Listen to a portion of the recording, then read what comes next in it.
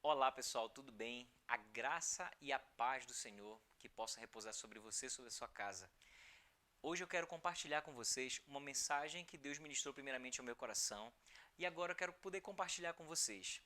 Hoje nós vamos falar sobre a túnica de José. Você vai perguntar, mas a túnica de José? Exatamente. E é sobre isso que nós vamos falar hoje e qual o significado que ela pode trazer para a minha e para a tua vida. Analisando a vida dele, nós vamos fazer um raio-x do que muitas vezes acontece na nossa vida e no nosso ministério, ok?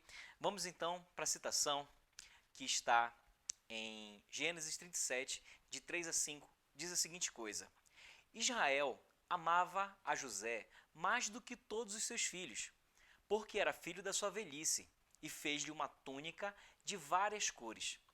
Vendo, pois, seus irmãos que seu pai o amava mais do que a todos eles, odiaram-no e não podiam falar com ele pacificamente. Teve José um sonho que contou a seus irmãos, por isso o odiaram ainda mais. O que a gente começa a observar aqui que eu quero compartilhar com vocês? Que sonhos muitas vezes eles despertam inveja. Você já ouviu aquela expressão que diz a seguinte coisa: não conte seus sonhos para quem não sabe sonhar? Pois é, isso é uma pura realidade e isso aconteceu também com a vida de José. Olha só, a Bíblia nos conta que José era o filho da velhice de Jacó.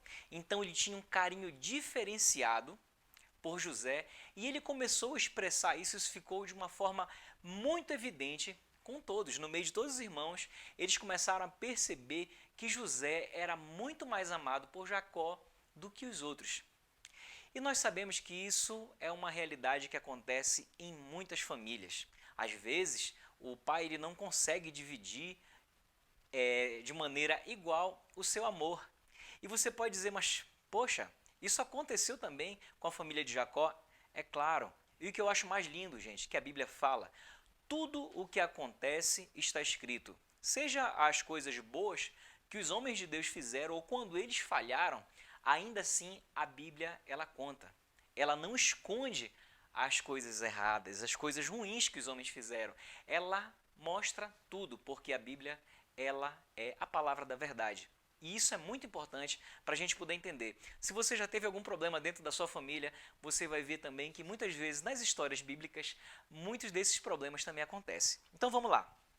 Olha só, agora eu quero falar com vocês sobre o que significa a túnica. O que era essa túnica? A Bíblia fala que ele tinha uma túnica talar de mangas compridas e que ela era uma túnica colorida. Ou seja, ela chamava muita atenção. E se a gente for olhar nesse período, nós vamos poder observar que era muito difícil você ter uma roupa colorida. Você ter uma roupa colorida, elas eram muito mais caras do que uma roupa com cores comum, certo? Então vamos lá. Olha só, a túnica de José então era uma túnica multicolorida. Ela tinha diversas cores, ou seja, ela fazia com que ele se sobressaísse. O amor de Jacó ficava evidente no seu filho, José, entre os outros. E isso despertou inveja. E provavelmente em muitos outros lugares iria acontecer a mesma coisa, certo? Agora vamos olhar um pouquinho mais detalhado. O que é interessante é que a túnica, ela, por direito, ela deveria ser entregue para o primogênito. E o primogênito não era José. O primogênito era Rubem. E é interessante que, por exemplo, um primogênito de uma família dos judeus, o que acontecia?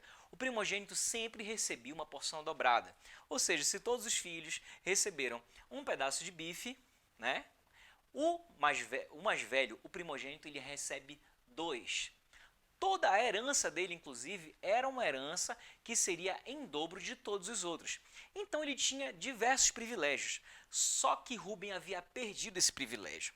E por que ele havia perdido esse privilégio? Isso está registrado em Crônicas, capítulo 1, versículo 17, que diz a seguinte coisa: Quanto aos filhos de Rubem, o primogênito de Israel, pois era o primogênito, mas por ter profanado o leito de seu pai, deu-se a sua primogenitura aos filhos de José, filho de Israel. de modo que na genealogia não foi contado como primogênito. O que aconteceu? Que Rúben se deitou com uma das esposas de Jacó. E com isso, ele perdeu a primogenitura dele. Isso foi tratado no livro de Gênesis, está escrito, e o livro de Crônicas, que é um livro que registra toda a genealogia, a história dos judeus ali está contando, está registrado que realmente Rúben perdeu a sua primogenitura por conta do seu erro, por conta da sua falha contra o seu pai. Né? E o pai então, o que ele fez? Ele deu aquela túnica, então, que deveria ser de Rúben, ele pelo amor maior que ele tinha por José, pela afinidade talvez que tinha com José, ele entregou para ele essa túnica. Só que isso trouxe muitas consequências para ele. Eu quero analisar agora nesse momento 3 coisas sobre a túnica. Primeiro, ela é um símbolo de santidade. Nós sabemos que ser santo é ser separado. Então, um símbolo de santidade que estava sobre a vida de José era um símbolo de separação. Ele estava separado entre o filho e os outros filhos, ele era distinguido entre os demais por conta daquela túnica diferenciada. Ali nela, o segundo ponto, que ela identificava ele dos demais, ela traz uma identidade celestial para ele. Por que uma identidade celestial?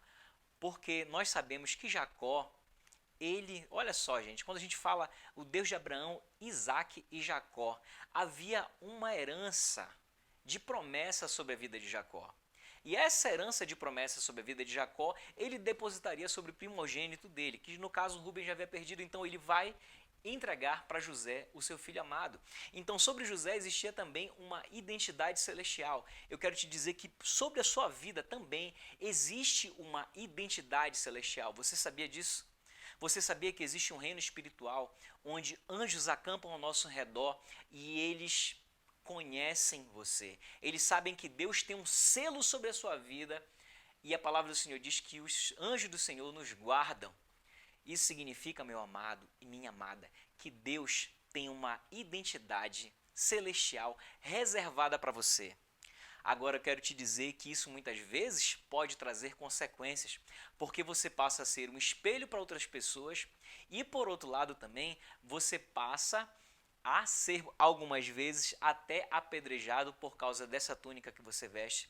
A identidade que você assume de ser um cristão, você pode ter certeza que muitas palavras de inveja vão se levantar contra a sua vida, pessoas podem se levantar contra a sua vida, só que você tem que entender a seguinte coisa, que Deus ele é contigo. Quem colocou essa identidade sobre você foi o próprio Pai. Então vamos lá, olha só, terceiro, para outros a túnica é escárnio, mas para o Pai ela é um símbolo do seu amor. Entenda que a identidade celestial, a identidade de Deus sobre a sua vida, ela é um símbolo do amor de Deus. Olha só, em 1 Coríntios 1, versículo 18, diz a seguinte coisa: porque a palavra cruz é loucura para os que perecem, mas para nós que somos salvos é o poder de Deus. Ou seja, a tua identidade no meio do mundo pode ser uma loucura. Talvez seja muito difícil para você, no meio do seu trabalho, você se identificar como um cristão verdadeiro. Talvez no meio dos teus amigos você seja criticado porque você assumiu uma identidade de cristão. Mas eu quero te dizer que junto com essa identidade que você usa de cristão, existe uma bênção sobre a sua vida. E isso aconteceu na vida de José e nós vamos continuar observando aqui coisas que muitas vezes nós nos identificamos com isso.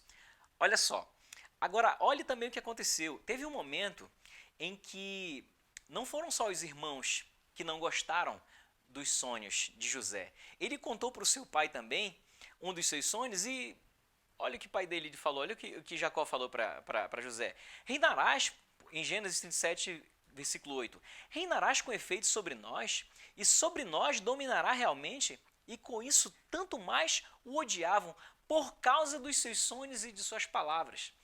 Entendam que José ele era odiado por causa dos sonhos que ele tinha e por causa das palavras dele.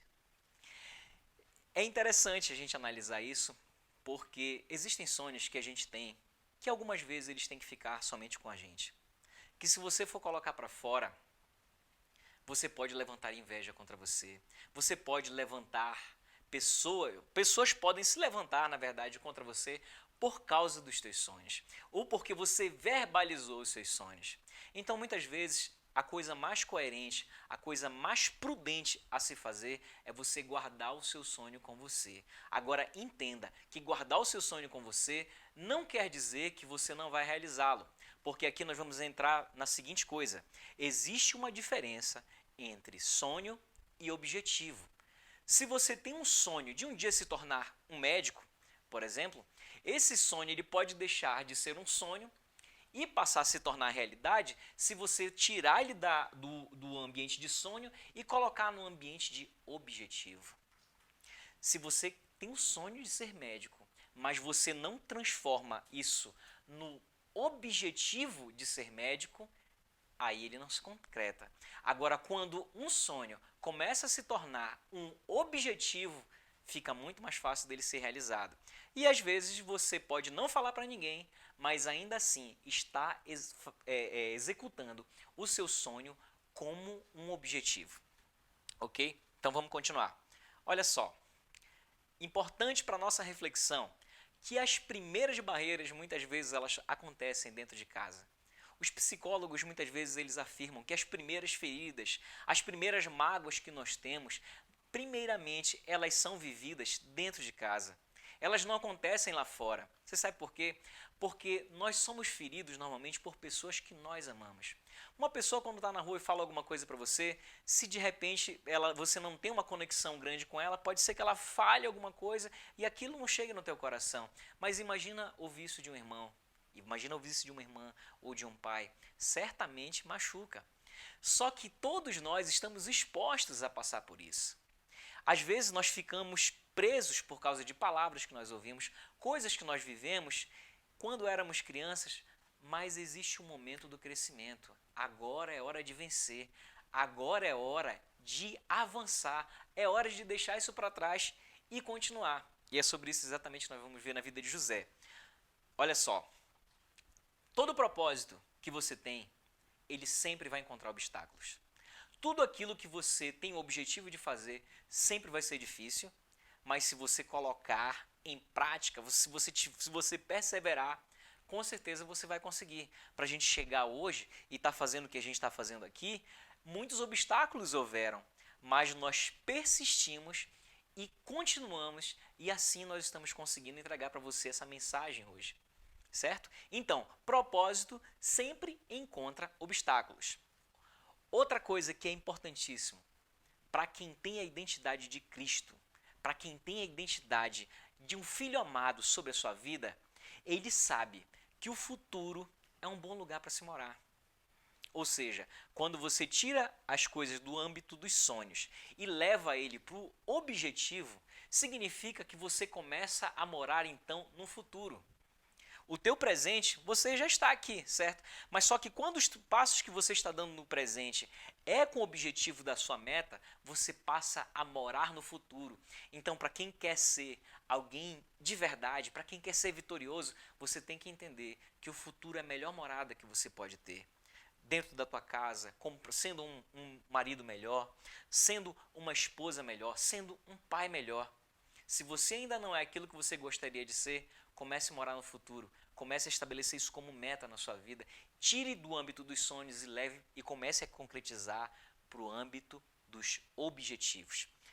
Outra coisa, que a direção ela é mais importante do que a velocidade. Às vezes nós queremos chegar em alguns lugares, mas não temos uma direção. Eu costumo dizer sempre que um líder sem objetivo ele não pode ser seguido. Um líder que não sabe para onde vai, ele não pode ser seguido. E às vezes a gente quer fazer muita coisa na nossa vida. Hoje nós somos consumidos pelo imediatismo. Nós queremos sempre um aplicativo que possa resolver as nossas dificuldades. Mas é interessante que quanto mais rápido você estiver, nem sempre não quer dizer que você possa estar na direção correta. Às vezes você está indo muito rápido, mas na direção errada. Agora, se você tiver a velocidade exata para trilhar na direção correta, você pode estar dando poucos passos, mas poucos passos na direção correta vão te levar para o objetivo que você quer. ok? Porque uma velocidade, muita velocidade, sem uma direção é muito perigoso.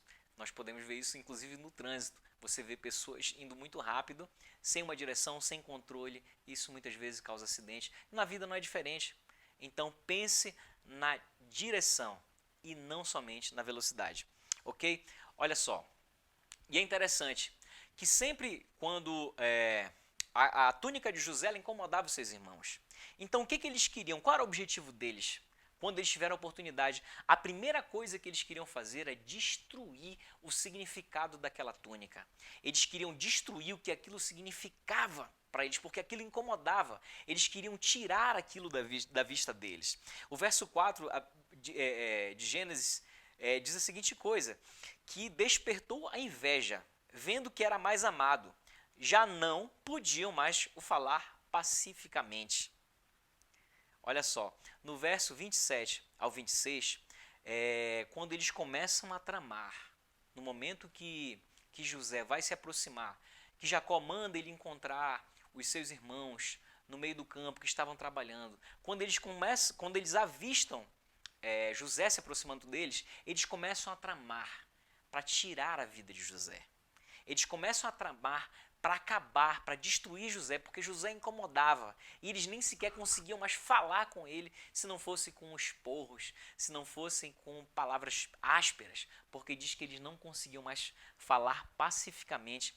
Então, Judá traz uma estratégia para preservar a vida de José. Ele começa a aguçar a ganância dos seus irmãos, propondo para com que eles vendam José. Em vez de matá-lo, eles não iam ganhar nada matando José. Mas se eles vendessem José por 20 ciclos de prata, eles teriam ainda um lucro em cima disso. Então ele aguça a ganância dos seus irmãos e ele consegue conquistar. Nós conhecemos essa história quando José ele é enviado aos seus irmãos, né?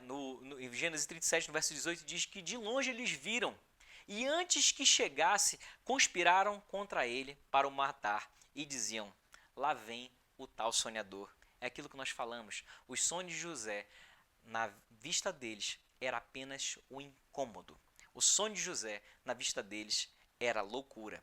Então a primeira coisa que eles fizeram com José, logo que José se aproximou, foi retirar a túnica deles.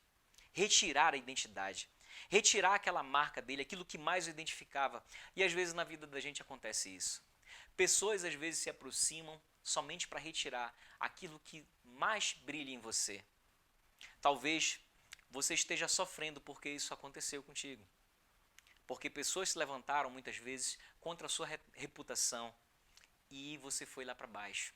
Pessoas se levantaram contra você injustamente e você ficou paralisado nisso. Você ficou paralisado nessa situação. Mas eu quero te dizer que é momento de você sair desse estado de paralisia. Deus te trouxe aqui para ouvir essa mensagem hoje, para entender que você pode vencer isso. Que essas palavras, as coisas que fizeram contra você, agora é momento de você dar a volta por cima. E nós vamos aprender com José o que foi que ele fez. Olha só. Em Gênesis 37 ainda, no verso 23, diz a seguinte coisa. Mas logo que chegou José e seus irmãos, despiram-no da túnica. A túnica talar de mangas compridas que trazia. Tomando, lançaram na cisterna vazia e sem água. A primeira coisa que fizeram foi retirar aquilo que mais incomodava eles. Agora eu quero ressaltar algumas coisas que talvez você tenha em comum com José. Você sabe o que são?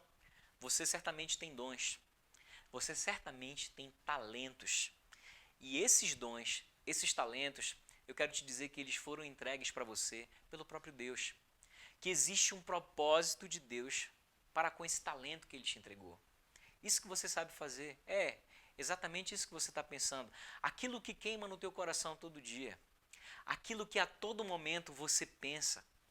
Aquele objetivo, aquele sonho que você tem, aquele talento que você sabe fazer, aquilo que você gostaria de executar todos os dias. Eu quero te dizer que esse talento, quem entregou para você foi Deus. Só que na tua vida vão acontecer situações que vão tentar paralisar ou até mesmo fazer você esquecer esse talento. E nunca se esqueça que vai ter um momento em que nós vamos ser cobrados. Vai ter um momento que Deus vai perguntar o que nós fizemos com o talento que cada um de nós recebemos. Outra coisa que você tem em comum são os teus sonhos. Objetivo, você também é um sonhador. Você também tem um objetivo na sua vida. Você também tem coisas que você gostaria de realizar. Isso é algo que você tem em comum também com José. José também tinha objetivos e você certamente tem objetivos também. E esses objetivos você precisa tomar posse de cada um deles, começar a morar no futuro e agir de acordo com isso. Porque algo muito interessante de nós observarmos na vida de José é que José, mesmo sem a túnica, a identidade dele continuava a mesma. Não adiantava tirarem, não adiantava fazer o que os irmãos fizeram, que eles pegaram, retiraram a túnica de José, mataram o animal, sujaram a túnica de sangue e apresentaram para o pai Jacó, dizendo que ele havia sido comido por uma besta, por uma fera. E Jacó disse que a alma dele desceu ao túmulo quando ele sentiu essa dor, de achar que ele havia perdido o seu filho. E José ficou então, nesse momento onde o pai acreditava que ele havia morrido e os irmãos silenciaram a mentira. Mas ainda assim, Deus continuou com José. Ainda assim, a identidade de José permaneceu a mesma. Mesmo que houvessem tirado a túnica dele, ele permanecia o mesmo. Será que isso aconteceu com você? Será que quando alguém disse que você não era aquilo que você dizia que era, você ficou tão paralisado e até mudou? Você pode até ter feito coisas por mágoa que você não costumava fazer. Você pode ter ferido pessoas de uma forma pior do que fizeram contigo. Você se tornou alguém amargo. Você se tornou alguém que machuca mais as pessoas do que muitas vezes você é machucado. Talvez você tenha chegado nesse momento na tua vida e agora é momento de você sair dessa situação, ok? Olha só, olha o que aconteceu com José. Ele teve um momento em que ele prosperou tanto, ele prosperou no cárcere, ele prosperou antes disso, ele prosperou como um servo de Potifar. E dentro da casa de Potifar, ali ele começou a administrar a casa de Potifar de uma forma tão boa que o próprio Potifar não sabia o que faltava, o que tinha que comprar, nada, porque ele cuidava de tudo. Porque ele era excelente e Potifar percebeu que Deus era com José. Potifar percebeu que existia algo diferente com José. Existia uma bênção sobre José na qual Potifar gostaria de participar. Mas a palavra do Senhor conta também que José era um homem bonito. José era um homem de boa aparência. E a esposa de Potifar quis se deitar com ele. E é muito interessante que no momento que ela começou a tentar seduzir ele dizia assim: mas por que eu vou cometer tal maldade com o meu Senhor? Porque ele sabia que se ele fizesse aquilo contra Potifar, se ele fosse se deitar com a mulher de Potifar, ele sabia que ele estaria traindo o homem que deu a oportunidade para ele sair da vida de miséria que ele estava vivendo como escravo que havia sido vendido. Certo? Então, o que aconteceu? Ele permaneceu, mas teve um momento que ela foi tão intensa para tentar seduzi-lo, que ele precisou fugir. Só que na sua fuga, a túnica ficou nas mãos da esposa de Potifar. Ficou nas mãos dela. Mais uma vez, a túnica de José ficou, mas a identidade de José continuou com ele.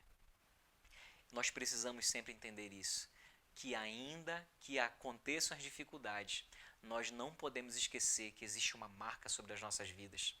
Existe uma marca sobre nós. E ainda que se retire tudo aquilo, toda aquela aparência, o que fica por dentro, ainda assim é o caráter cristão, é o caráter de um homem de Deus, de um homem temente a Deus. A túnica, ela é uma marca da essência que está em você. A túnica, ela não é o principal. A tua identidade, a aparência que você tem, que você usa, aquilo que você que é legal também, você colocar uma roupa bonita, sim, é muito bom você se apresentar da melhor forma, só que isso não é o teu principal. Essa marca, ela não é o principal é a identidade que existe em você. Essa marca sim que é muito importante. Vou te dar um exemplo em Marcos 16, verso 17, diz a seguinte coisa: e estes sinais seguirão aos que creem em meu nome, expulsarão demônios e falarão novas línguas. Olha só, muita gente acha que aquela coisa de ser um homem de Deus é você poder estar falando novas línguas, é porque você vai em determinados lugares e você expulsa demônios. Você acha que essas marcas, sinais, sim, elas são importantes, só que você não pode valorizar mais a marca do que a essência. É claro que a Bíblia diz que isso é um sinal, exatamente, isso é um sinal, só que isso não pode ser a tua essência. A tua essência precisa ser a tua verdadeira identidade. A identidade que é respeitada no reino celestial. Olha só, em Lucas capítulo 10, versículo 20, diz a seguinte coisa: mas não vos alegreis, porque vos sujeitam os espíritos. Alegrai-vos antes, por estarem os vossos nomes escritos nos céus.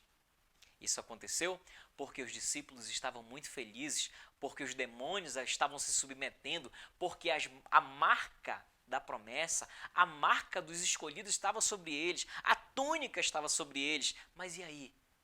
Isso será que era o mais importante? Jesus trouxe eles para a realidade e disse a seguinte coisa: olha, vocês não têm que se alegrar por isso, vocês têm que se alegrar por outra coisa. É porque o nome de vocês já está escrito no reino dos céus. E isso sim é a maior garantia. Isso sim deve ser a tua essência. Então, ainda que mude os ambientes na tua vida, essa essência ela não pode se apagar. Não é destruindo as vestes que vão se apagar a identidade. Não é a tua marca, não é aquilo que você aparenta que importa. O que importa é aquilo que realmente você é. Olha o que aconteceu com José. No capítulo 39, de 21 a 23, diz a seguinte coisa: o Senhor, porém, era com José, e lhe foi benigno, e lhe deu mercê perante o carcereiro, o qual confiou às mãos de José todos os presos que estavam no cárcere, e ele fazia tudo o quanto se devia fazer ali. E nenhum cuidado tinha o carcereiro de todas as coisas que estavam nas mãos de José, porquanto o Senhor era com ele, e tudo o que ele fazia, o Senhor prosperava.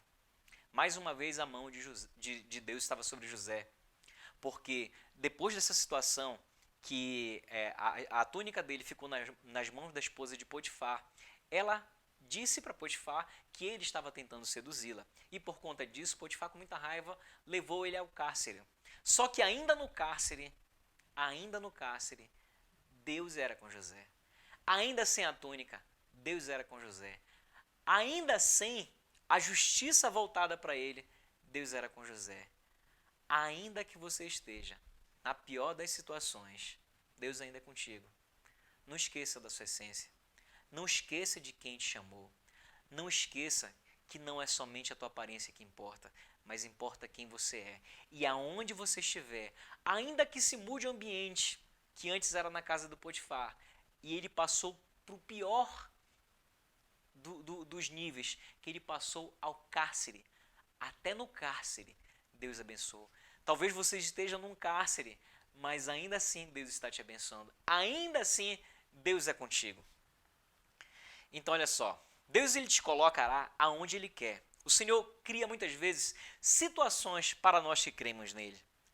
Ainda que os talentos sejam considerados irrelevantes, eles serão suficientes para fazer com que o projeto de Deus se cumpra. Quem poderia imaginar, né, que o talento de José podia levar ele para o cargo mais alto que tinha no Egito? Gente, José tinha um talento de desvendar sonhos. E quem imaginou que para poder se tornar o governador do Egito, você teria que ter um talento de desvendar sonhos? Talvez para o olho humano, um grande administrador, quem é? Quem poderia ser um grande administrador? Uma pessoa que tem uma excelente formação, uma pessoa que tem um excelente dom de administrar as coisas. Sim, José tinha isso aí. Só que o que levou José, o que tirou José do cárcere e levou ele na presença do faraó, não foi o talento de José, mas sim, não foi o talento de administrador de José, mas o talento de desvendar sonhos. Se for preciso, Deus ele cria uma vaga justamente para você. Ele começa a fazer Deus começa a fazer o faraó precisar de José. E acontece um momento então, muito interessante. O faraó ele tem um sonho, Gênesis 41, de 1 a 4, diz assim: E aconteceu que ao fim de 2 anos inteiros, faraó sonhou, e eis que estavam em pé junto ao rio. E eis que subiram do rio 7 vacas, formosas, avistas e gordas de carne, e pastavam no prado. E eis que subiam do rio, após elas, outras 7 vacas, feias à vista e magras de carne. Paravam junto às outras vacas na praia do rio, e as vacas feias, avistas e magras de carne, comiam as 7 vacas formosas, avistas e gordas. Então acordou o faraó. Deus começa a entregar sonhos para o faraó, mostra que aqueles sonhos são importantes para faraó e faz com que o faraó precise de pessoas para poder desvendar. E não havia naquele momento, naquele tempo, entre os servos do faraó, ninguém que conseguisse desvendar o sonho. O faraó teve 2 sonhos que estavam anunciando uma grande fome, só que o faraó ainda não sabia. E aí Deus começa a criar uma situação para com que o faraó precise dele. E aí Deus traz a lembrança de um homem que havia sido preso junto com faraó, junto com José. E ele diz a seguinte coisa pro faraó, diz assim: E estava ali conosco um jovem hebreu, servo do capitão da guarda, e contamos-lhes os nossos sonhos. E ele interpretou a cada um conforme o seu sonho.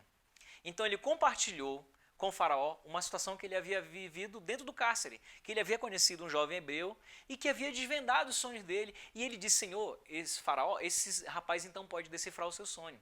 E faraó manda chamá-lo.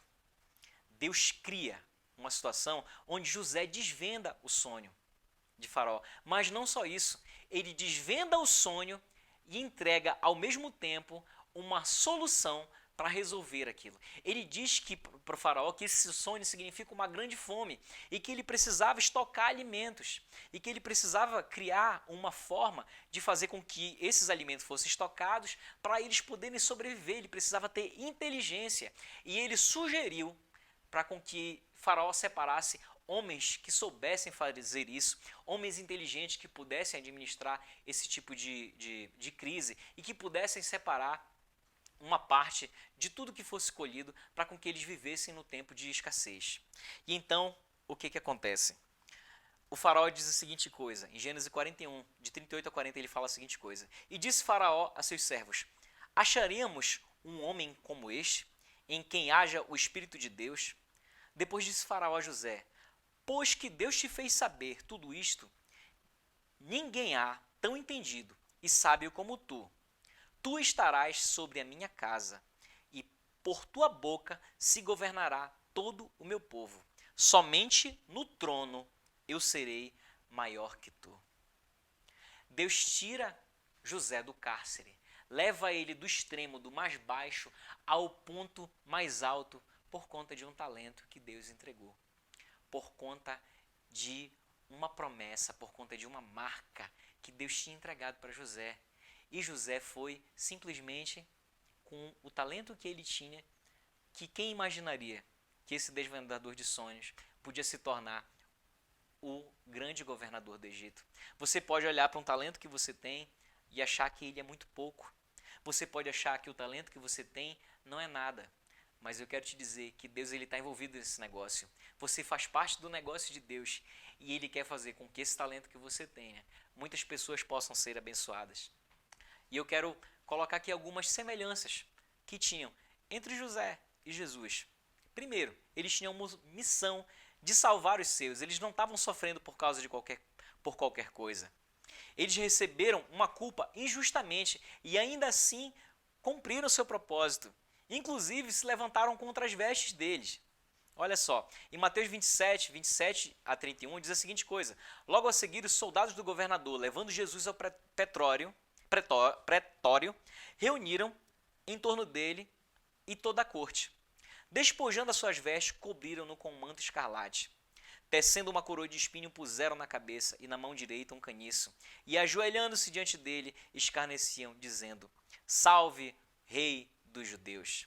Isso também foi anunciado pelo profeta no Salmo 22, de 16 a 18. Diz a seguinte coisa: Cães me cercam, uma súcia de malfeitores me rodeia. Transpassaram-me as mãos e os pés. Posso contar todos os meus ossos. Eles me estão olhando e encarando em mim. Repartem entre si as minhas vestes e sobre a minha túnica deitam sortes. Mais uma vez, o escárnio em cima das túnicas. A semelhança que existe entre José e Jesus é que eles escolheram viver o propósito e não as suas dores. Você tem que entender isso porque isso é muito interessante. Eles escolheram viver o seu propósito e não as suas dores. Porque olha só, depois que José passa por toda essa situação, que ele encontra os seus irmãos vão até o Egito para poder pedir, para comprar comida, e então acontece toda aquela história, e José se apresenta para os seus irmãos, e os irmãos ficam com medo por conta do cargo que José estava tendo no Egito, e achava que pelo que eles haviam feito com José, José poderia usar todo o seu poder para matá-los, para acabar com a vida deles, ou para se vingar. José diz uma palavra para ele. Agora, pois, Gênesis 45, de 5 a 7, agora, pois, não vos entristeçais, nem vos pese os vossos olhos, por me haver vendido para cá, porque para a conservação da vida, Deus me enviou adiante de vós. Porque já houve 2 anos de fome no meio da terra, e ainda restam 5 anos, em que não haverá lavoura e nem saga. Pelo que Deus me enviou diante de vós para conservar a vossa sucessão na terra, e para guardar-vos em vida por um grande livramento. Significa dizer que José decidiu não viver a sua dor. Ele decidiu viver o seu propósito. Ele entendeu que apesar de tudo que ele havia sofrido, tinha um propósito em cima daquilo e ele não guardou o rancor. Você sabe por quê? Porque José decidiu morar no futuro. José decidiu não morar na amargura. E muitas vezes nós estamos paralisados por conta de coisas que fizeram com a gente e a gente fica vivendo a dor. A gente fica se vitimando. Tudo que acontece na vida, eu coloco a culpa em alguém. Ah, porque o fulano fez isso, porque ele lançou uma palavra, porque ele não me deu oportunidade, e você fica se travando. Eu quero te dizer que Deus está te trazendo para ouvir essa mensagem aqui, para dizer, ei, meu amigo, minha amiga, pare de viver a sua dor e comece a viver o seu propósito. Deus tem um propósito para você. Jesus também passou por sofrimento. Jesus, em João 16, de 6 a 7, diz a seguinte coisa: antes porque isto vos tenho dito, o vosso coração se encheu de tristeza. Todavia digo-vos a verdade, que vos convém que eu vá, porque se eu não for, o Consolador não virá a vós. Mas quando eu for, eu vos enviarei. Jesus anunciou que o seu sofrimento era necessário, mas que ele não ia viver naquela dor. Existia um propósito, existia um objetivo por conta de tudo aquilo. O sofrimento dele, assim como tão importante foi a presença de Jesus no nosso meio, e ele precisou ir para com que o Espírito Santo pudesse vir.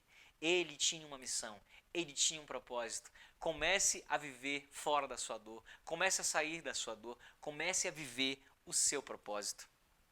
Deus fez de você a melhor escolha. E assim eu quero finalizar essa mensagem, dizendo que as tuas adversidades, ela tem um propósito, que você não foi colocado nessa terra ou aonde você está por acaso. Existe um propósito. Por mais que você esteja no cárcere, na dificuldade ou na abundância, Deus tem um propósito em cima disso. E assim como foi com José, você vai sair do lugar mais baixo para o lugar mais alto, do cárcere ao governo. E assim a gente finaliza essa mensagem e quero dizer para que Deus possa te abençoar, que Deus possa trazer paz sobre a sua vida, que Deus possa trazer consolo. Fecha teus olhos, que eu quero orar pela sua vida. Deus, em nome de Jesus, que essa mensagem possa encontrar um lugar especial, que essa mensagem possa encontrar um lugar, uma terra fértil no coração dessas pessoas que estão ouvindo. Que elas possam entender que tu tens um propósito para a vida delas. Que elas possam entender que o lugar da dor não é o lugar da morada. Que elas possam entender que o futuro e o propósito é o lugar da morada. Que tu possas fazer com que ela saia dessa situação de estar colocando a culpa a terceiros. Que ela possa assumir aquilo que é dela, assumir a culpa que é dela. E ainda que ela tenha sido colocada injustamente no lugar onde ela está, Senhor, que ela possa ter força para vencer isso. E que tu comeces a criar situações para com que ela seja transportada do mais baixo lugar de onde está para o mais alto lugar que é a tua presença. E assim, eu quero te agradecer por ter ficado até aqui e dizer que Deus te abençoe. Te convido para se inscrever no nosso canal, ativa as notificações e eu já deixo aqui também um convite, que no dia 6 de fevereiro nós estaremos reunidos no nosso primeiro culto presencial, onde nós vamos estar com as pessoas ali reunidas no Hotel Urupema, aqui em São José dos Campos, São Paulo. Você está convidado para estar conosco às 17 horas. Fica com Deus.